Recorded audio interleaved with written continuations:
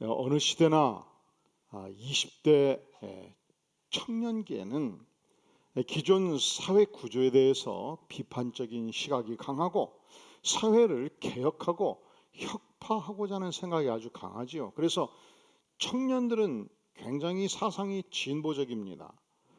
과거를 보수하고 과거의 아름다운 것을 지켜야 된다는 이 보수적인 생각보다도 새로운 발전과 혁신과 그리고 성장을 향해서 열망하는 게 청년의 일반적인 태도입니다. 그런데 최근 여론조사에서 오늘날 20대 특별히 청년 남성들이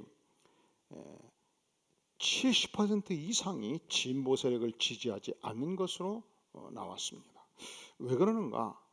이것은요, 지금 80대 되신 분들도 20대 때는 굉장히 진보적인 생각을 가졌다고요. 왜? 힘이 넘치니까. 왜? 잘못된 건 바꿔야 되니까. 그런데 해방 이후 76년 만에 최초로 젊은 세대가 진보 세력을 거부하게 된 것입니다.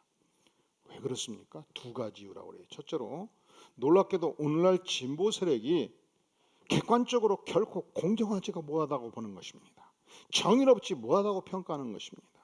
두 번째로 그 진보 세력의 절대적 의사결정으로 형성된 대한민국의 상황이, 특별히 수도권의 상황이 워낙 빠른 속도로 지가가, 주택 가격이 엄청나게 폭등하다 보니까 청년 내가 문제가 되는 거예요. 내가 28인데 이제 직장을 막 잡았는데 월급 250만 원 가지고 한 푼 안 쓰고 모아야 연간 3천만 원인데 30년을 벌어도 이게 집을 못 사겠네. 이게 너무너무 억울한 거예요. 너무너무 불공평한 거예요. 이게 정의롭지가 못한 거예요. 그래서 안 되겠다 생각하는 거죠. 안 되겠다. 그러니까 오늘날 젊은이들이 가지고 있는 이 마음속의 생각이, 그리고 더 억울한 것은 내 친구 녀석은 지 아버지 덕으로 집을 가지고 있어. 뭔 이런 세상이 다 있어? 참 환장하겠네. 그러다 보니까 이 불공평이 너무 힘들어요. 공정하지 않는 세상이 너무 힘들어요. 이것은 무엇을 말합니까? 오늘날 젊은이들의 마음속에 정의의 관념이 굉장히 강하다는 거, 공평과 공정이 목숨만큼 중요한 가치라는 것을 우리가 이해하게 됩니다. 아니, 이것은 모든 세대가 가지고 있는 열망이에요. 오늘 이 마태복음 18장, 19장, 20장 상황에서 예수님의 가장 수자였던 베드로도 똑같은 생각을 하고 있었어요. 어느 날 주님께서 나를 따르라 불러주셨습니다. 그래서 내가 가지고 있는 직업을 다 버렸습니다. 가정을 아내한테다 맡겨버렸습니다. 예수님을 따르려면 갈릴리 전역을 향해서, 유대사의 전역을 향해서, 팔레스타인 전역을 향해서 여행을 했기 때문에 일정한 장소에 아침에 출근하고 저녁에 퇴근할 수 있는 상황이 아니었습니다. 그는 갈릴리의 유명한 어부였습니다. 청년 실업가였습니다. 그는 배를 가지고 있었습니다. 그는 아침에 일 나갈 때 일꾼들 5명, 10명을 채용해서 하루 종일 물고기를 잡으면 만선이 될 때에 1천만 원도 벌었습니다. 한 달 벌었을 때 3천만 원도 벌었습니다. 평균 500만 원은 벌었죠. 그러면 내가 500만 원만 벌었어도 1년이면 6천만 원이요, 3년이면 2억인데 주님이 어느 날 나를 따르라 해서 직업을 버렸습니다. 가정을 떠났습니다. 주님만을 전적으로 섬겼습니다. 그렇다면 주님, 이렇게 대가를 치른 나를 향해서 주님이 어떤 대우를 하시겠습니까? 이것이 베드로의 질문이었습니다. 우리 다 함께 마태복음 19장 27절 말씀 같이 한번 읽어볼까요? 시작. 이에 베드로가 대답하여 이르되 보소서, 우리가 모든 것을 버리고 주를 따라 싸운데 그런즉 우리가 무엇을 얻으리이까? 나는 무엇을 얻을 수 있습니까? 주님은 나에게 무엇을 줄 수 있습니까? 그렇다, 내가 주마. 뭘 준다고 약속해요? 29절 시작. 또 내 이름을 위하여 집이나 형제나 자매나 부모나 자식이나 전토를 벌인 자마다 여러 배를 받고 또 영생을 상속하리라. 주님을 전적으로 따른 너에게, 2억의 소득을 포기한 너에게, 개인의 사생활을 포기한 너에게 내가 두 가지를 약속한다는 거예요. 첫째로 지상에서 네가 포기한 것보다 여러 배를 더 받게 하겠다. 두 번째로 천상에서 영생을 너에게 선물로 주겠다. 자, 여기까지는 베드로가 생각하고 있는, 오늘날 젊은이들이 생각하고 있는 희생한 만큼 보상을 받는 공평과 정의의 원리로, 인간적인 측면에서 볼 때 공평과 정의의 원리로 우리 주님께서 답변하셨습니다. 근데 그 다음이 문제예요. 그 다음 30절 첫 글자가 무슨 글자예요? 그러나 천상의 원리는 다를 수 있다는 거예요. 뭐가 다릅니까? 자, 30절 같이 시작. 그러나 먼저 된 자로서 나중되고 나중된 자로서 먼저 될 자가 가끔 있을 것이니라? 어쩌다 한 번 있을 것이니라?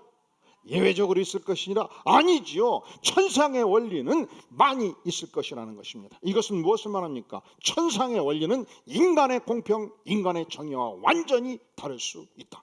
그런데 그것이 가끔이 아니고 많이 그렇다. 그러니까 베드로가 이해를 할 수 없는 거예요.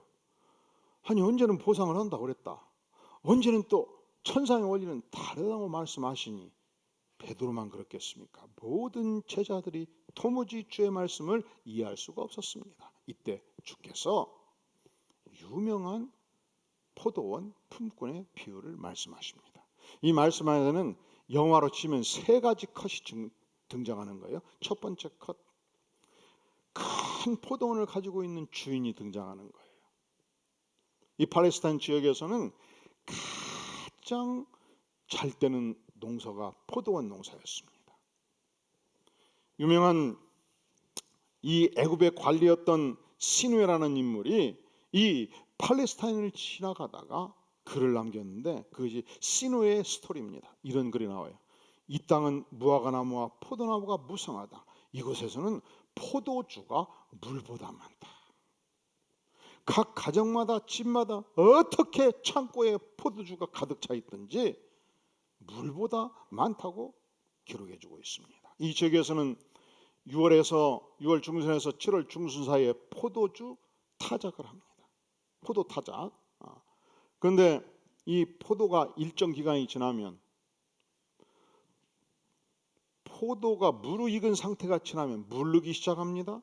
곰팡이가 피기 시작합니다. 떨어지기 시작합니다. 쓸모없이 됩니다. 그래서 타작기가 되면 포도원 주인은 사돈네 8촌까지 모든 사람들을 끌어들이고 저작거리에 나가서 만나는 모든 일꾼들을 끌어들여서 심지어 마지막에 이를 때는 반절은 가져가시오, 반절만 주시오 하면서 타작을 시작한다는 것입니다. 타작만 하면, 으깨어서 포도주를 담기만 하면 그때부터는 안심해요.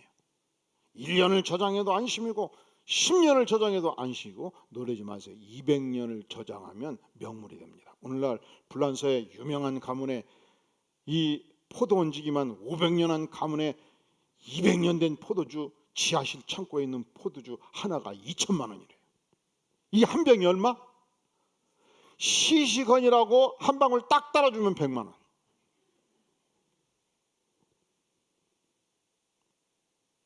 이런 상황에서 포도원 주인이 등장하는 거예요. 아침 8시에 저작거리에 나갔습니다. 자, 우리 포도원에서 일하실 분들 10명 오십시오. 10명을 뽑았습니다. 약속합니다. 오늘 하루 일하면 일당 충분히 15만을 쳐드리겠습니다. 열심히 일하고 있었습니다. 그런데 광교산만한 포도원을 가지고 있으니 그들이 이러는 것이 표시도 안 나는 거예요. 아침 9시에 다시 저작거리에 가서 10명을 모집해 옵니다. 12시에 가서 모집해 옵니다. 오후 3시에 가서 모집해 옵니다. 오후 5시에 가서, 6시면 해가 떨어짐에도 불구하고 모집해 와서 열심히 포도 타작을 진행한 것입니다. 이제 일이 끝났습니다. 해가 서산을 향해서 넘어갑니다. 두 번째 장면이 등장합니다. 주인장이 청지기를 이리 오너라, 이제 계산할 때가 되었다. 계산하되 첫째로 가장 늦게 온 5시에 온 자들부터 계산해 주거라. 얼마를 드려야 되겠나이까? 그야 물론 그들이 우리 포도원에서 일하지 않았다면, 그들이 공치고 집에 갔다면 자식이 8명 10명이 있지 않겠느냐? 저들이 굶주리지 않겠느냐? 그래도 1시간을 했어도 그들이 하루 종일 일을 찾아 헤맸으니 일당 15만 원을 그냥 주거라. 그래야 소고기도 사고 미역도 사가지고 가서 자식들을 잘 끓여주지 않겠느냐? 셋이는 얼마를 드려야 되겠습니까? 모두 일당을 15만 원씩 쳐 주거라. 그래서 5시에 온 자에게 탁 15만 원을 쳐 줬습니다. 자, 여러분이 1시간 일한 일꾼들인데 그 일당을, 하루 일당을 받았다면 조용히 받고 그냥 가겠습니까? 이 10명이 조용히 받고 입 다물고 가겠냐고. 어떻게 하시겠어요? 아니, 이렇게 표정이 없어요. 자네는 얼마요? 아이고, 주의자이시여 다음에도 우리를 불러주셔서 하지 않겠느냐고요. 어떻게 1시간밖에 일하는데 이 15만 원 일당을 주시나이까? 주인은 대단히 은혜가 많으신 분이로소이다. 왁자지껄 떠들면서 나가지 않겠습니까? 3시 팀도 왁자지껄 떠들면서 나가지 않겠습니까? 12시 팀도 주었습니다. 오전 9시 팀도 주었습니다. 그런데 마지막 아침 6시 팀 얼굴이 이그러졌습니다. 1장, 2장, 15장 펴는 순간 자리에서 펄떡 일었습니다. 주인장을 향해서 대듭니다. 아니, 어찌하여 새벽부터 일한 우리에게 이런 대우를 할 수 있단 말이요? 원망과 불평을 쏟아 부었습니다. 여러분은 이 시간 모두 자기 입장을 정리할 때가 되었습니다. 제가 설문을 조사할 때 중간자는 없습니다. 반드시 선택해야 돼요. 1번, 주인은 그렇다, 잘못했다, 공평하지 못하다, 정의롭지 못하다. 2번, 주인은 잘못이 없다, 주인은 그렇게 결정할 권리가 있다. 다 정하셨죠? 손을 안 드시면 벌금 10,000원. 1번, 그렇다, 잘못했다, 정의롭지 못하다. 높이 들어보시죠. 내려주시고. 2번, 주인은 잘못이 없다, 주인은 그렇게 할 권리가 있다. 내려주시고. 그러면 주님은 여기에 대해서 뭐라고 말씀하실까?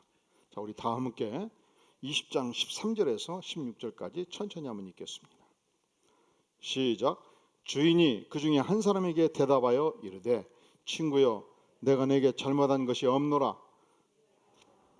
한 데나리온의 약속을 하지 아니하였느냐? 내 것이나 가지고 가라. 나중에 온 이 사람에게 너와 같이 주는 것이 내 뜻이니라. 내 것을 가지고 내 뜻대로 할 것이 아니냐? 내가 선함으로 내가 악하게 보느냐?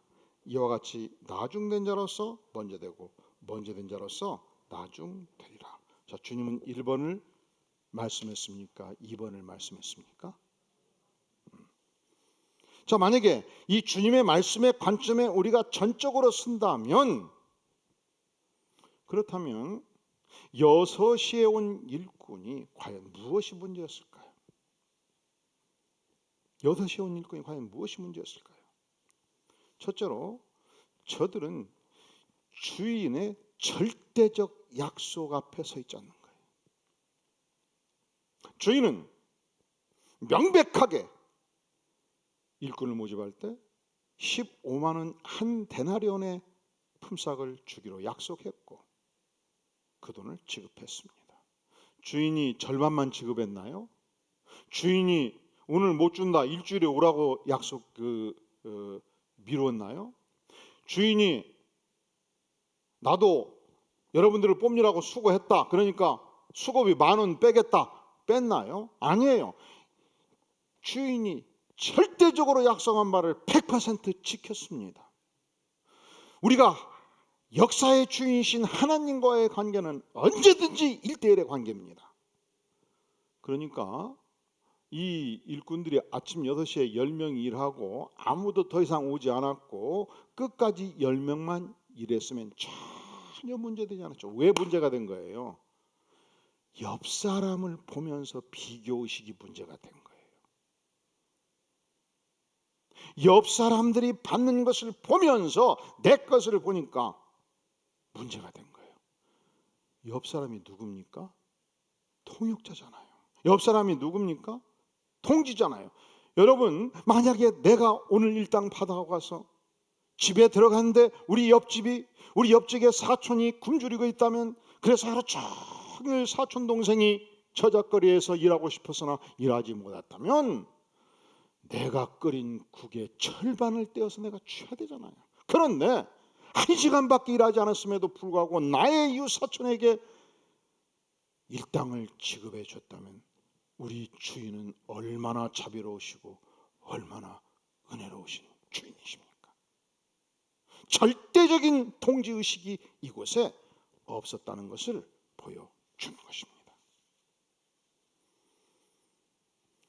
천리역정의 저자인 존 버녀는 그 시대 성도들의 400년 전 성도들의 삶을 보면서 통탄합니다. 어찌하여 성도들이 동지들을 향하여 칼질을 하는가? 시기, 질투, 분쟁하는 모습을 보면서 장탄식을 했습니다. 이런 글을 남깁니다.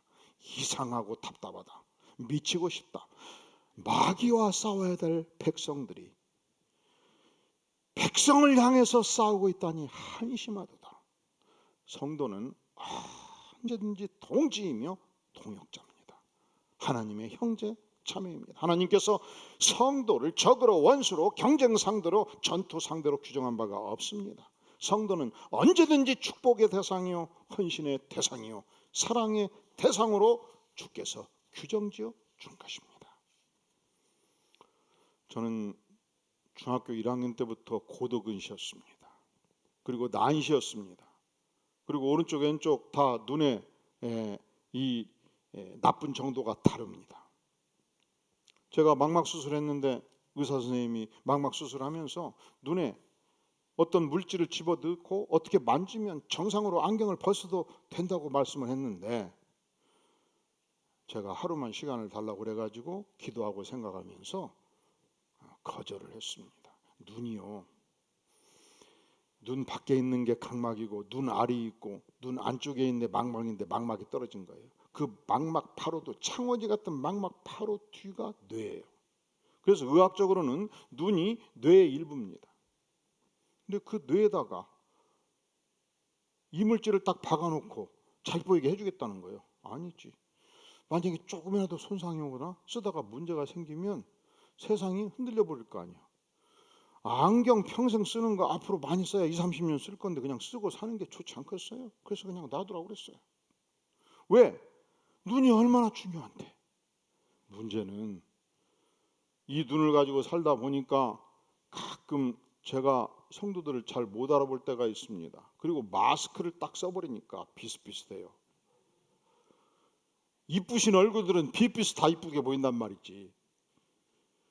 그러니까 최근에 교회에 부임한 이 축전의 오 목사님은 문제가 심각해. 다 마스크 쓴 얼굴이 그 얼굴이고 다 똑같은 거예요. 우리 홍 전사님도 지금 문제가 심각해요. 그래서 여러분이 가끔 한 번씩 벗어주는 게 예의야. 그리고 우리 교회 목사님들이 다 미남이거든요. 그걸 잘 모르시는 거예요. 왜? 다 마스크를 써버렸으니까. 우리 홍 목사님도 얼마나 미남입니까? 할렐루야.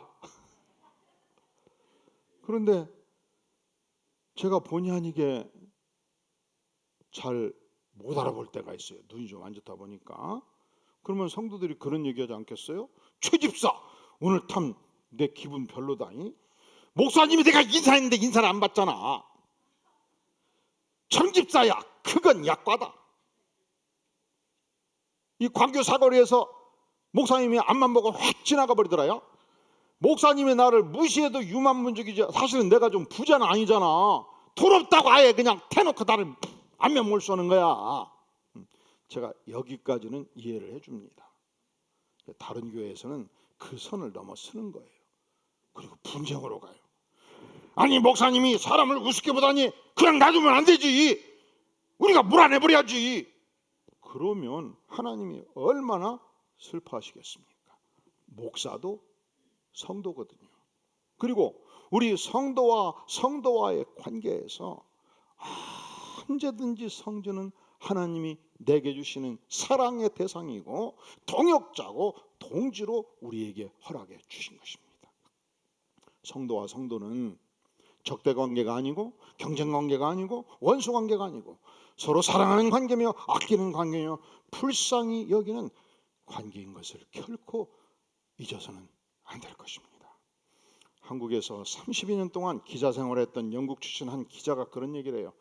한국 사람들은 대단한 사람들이라고, 능력이 대단하다고. 70년 전 전 세계에서 가장 가난했던 나라가 전 세계 1등 국가로 바꿔지는 기적을 만들었다고. 그러면서 한국이 1등하는 것들, 초고속 인터넷만 전 세계 1위, 조선공업 전 세계 1위, 반도체 온라인 게임 전 세계 1위, 인천공항 서비스 전 세계 1위. 그리고 대한민국 민족은 약소국에 대해서는 다 존중해 준대. 필리핀 사람, 태국 사람, 라오스 사람, 라오스 놈 이렇게 말하는 사람이 없고, 태국 놈 이렇게 말하는 사람이 없고, 필리핀 놈 이렇게 말하는 사람이 없대요. 아닌 게 아니라 말이 안 돼. 말이 좀 어색하잖아요. 근데 그 거대한 중국 세력안에서 떼놈. 일본이 경제 세국 3대 강국이에요. 일본을 향해서는 외놈, 감히 미국을 향해서 미국놈 한다는 거예요. 어색하지가 않다는 거예요. 한국 사람들이. 대단한 민족이래요. 그리고 한 가지 더 대단한 것이 있는데, 한국 사람들은 상대가 다르면 틀렸다고 주장을 한대요. 그러다 보니까 편가름이 심하고 흑백 논리가 아주 강한 민족이다. 그리고 보니까 말이 돼. 우리가 믿음 안에서 십자가의 보혈로 구원받은 백성으로서 이 편가름과 흑백 논리를 극복하고 애정으로 성도를 사랑하는 이 비교의식을 극복하는 믿음의 역군들이 될 수 있기를 주의 이름으로 축원합니다. 자, 여섯시엔 일꾼들이 왜 원망과 불평이 가득했는가? 첫째로 주인과 나와의 관계를 절대적 관계로 생각하지 않은 거예요. 이웃과 비교하면서 이 비교의식 속에서 고통하게 된 것입니다. 두 번째로 무엇이 문제인가? 자, 먼저 온 자들은 새벽 6시부터 엄청 열심히 일했습니다. 많이 했습니다. 충분히 했습니다. 이 포도원에서 가장 공로가 센 사람이 나다. 이 강력한 공로 의식 속에 있었습니다. 나는 누구보다도 많이 받아야 되고 보장돼야 된다. 그런데 이 공로 의식은 가장 비기독교적인 의식이에요.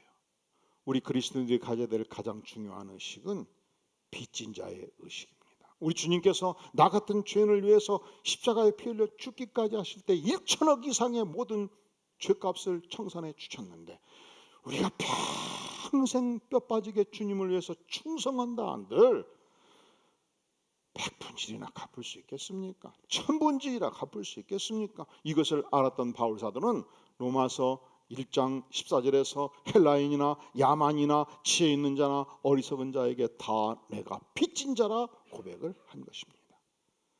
추운 겨울철, 여름철 열심히 주차한 내원으로 봉사해도 어찌 내가 하나님께서 내 생애에 주신 이 엄청난 은혜를 다 갚을 수 있겠습니까? 내가 주님을 향해서 불철주야 복음을 전하고 헌신한다 한들 내 생애에 베풀어 주신 이 위대한 은혜를 만분질이나 갚을 수 있겠습니까? 그래서 우리 주님은 누가복음 17장 10절에서 말씀하기를 너희도 명령받은 것은 다 행한 후에 이르기를, 따라해 볼까요? 우리는 무익한 종이라. 우리는 무익한 종이라. 우리는 무익한 종이라 고백할 것을 주께서 요청하신 것입니다. 공로의식을 강하게 가지면 반드시 교만해져요. 공로의식을 강하게 가지면 불평, 불만이 일어날 수 있어요. 공로의식을 강하게 가지면 하나님 앞에서 풀충한 인생이 될 수 있단 말이죠. 그래서 우리는 부채의식을 강하게 가지고 더욱더 겸손한 생애를 살아가야 마땅한 줄로 압니다. 6시에 온 일꾼이 왜 불평불만했는가? 무엇이 문제였는가? 첫째로 비교의식이 문제였어요. 두 번째로 공로의식이 문제였어요.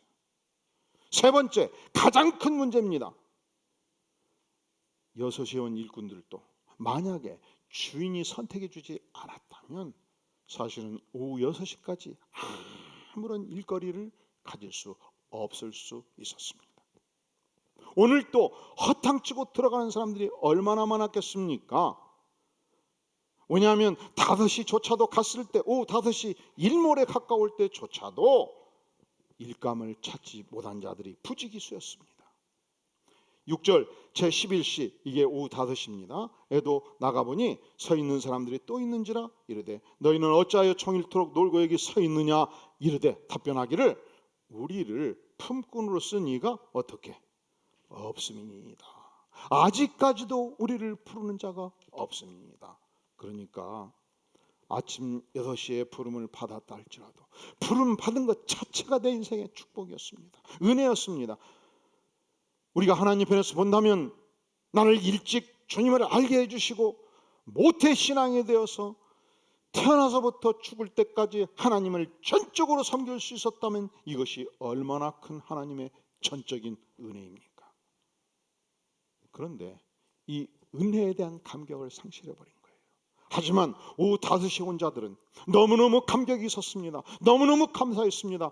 주인께서 나 같은 종 불러주신 것이 감사했고 내가 1시간밖에 일하지 않았음에도 불구하고 전적으로 일당을 주신 것이 감사했고 주인을 향한 은혜와 감사가 철철 넘쳤던 것입니다. 하지만 일찍 왔다는 이유 하나 때문에 감사가 없다면, 일찍 왔다는 하나 때문에 불평이 많았다면 그 인생은 망하는 인생입니다. 우리가 바울 사도를 생각하면 이와 유사한 은혜가 그 안에 있었던 것을 봅니다. 그는 명문가에서 자라서 이미 20대 중반, 그 시대 가장 유명한 학자였던 가말리엘의 수석 제자로서 대성의 길이 열려 있었습니다. 그가 예수 믿고 은혜 받았을 때 이 복음을 전파하는 자신의 생애 전체를 투신합니다. 그는 소아시아 반도 전체를 향해서, 그리스 반도를 향해서, 로마를 향해서 평생 복음을 전도했습니다. 그 일을 하느라고 잠도 못 잤고 헐벗고 굶주리는 세월이 많았습니다. 감옥에 갇혔습니다. 파손되어서 뱃속에서 죽음을 경험하기도 했습니다. 그를 체포해서 죽이고자 결사대 40여 명이 그 인생을 추적하게 됐습니다. 그는 마지막 순교할 때까지 평생 말할 수 없는 고통과 어려움의 생애를 살아갔습니다. 그런데 그가 단 한 번도 나는 왜 죽도록 고생해야 됩니까? 다른 사도들은 얼마나 편안하게 살았는데 나는 이 고생을 해야 됩니까? 베드로 사도는 예루살렘 교회에서 부인과 함께 편안하게 뱉어드리는 세월이 있었는데 나는 왜 홀로 평생 이렇게 고생해야 됩니까? 비교의식이 없었습니다. 나는 이렇게 주 앞에 충성했습니다. 공로를 자랑하지도 않았습니다. 하나님, 내가 이렇게 충성한 만큼 나에게 주셔야 될 권리가 있지 않겠습니까? 권리를 주장한 적도 없었습니다. 그는 한결같이 고백합니다. 나는 만삭되지 못하여 난 자입니다. 나는 사도 중에 가장 작은 자입니다. 아니, 나는 사도라 칭함을 받기에 감당치 못할 자입니다. 얼마나 아름다운 고백입니까? 그리고 나된 것은 전적으로 하나님의 은혜라 고백합니다. 고린도서 15장 10절에서 그가 고백하기를 나된 것은 하나님의 은혜로 된 것이니 내게 주신 그의 은혜가 헛되지 아니하여 내가 모든 사도보다 더 많이 수고하였으나 내가 한 것이 아니요 오직 나와 함께 하신 하나님의 은혜로다. 이 고백이 여러분의 고백이 될 수 있기를 주의 이름으로 축원합니다. 기도하시겠습니다. 영광의 주님, 우리가 바울 사도의 생애를 본받기를 구합니다. 주님으로부터 은혜 받고 주의 나라를 위해서 죽도록 충성하되 공로의식 주장하지 아니하고 권리의식 주장하지 아니하고 하나님 부채의식을 가지고 하나님의 영광을 위하여 달려가는 영광된 생애, 아름다운 생애, 흠모할 만한 생애 되도록 하나님 은혜를 더하여 주시옵소서. 예수님의 이름으로 간절히 기도하옵나이다. 아멘.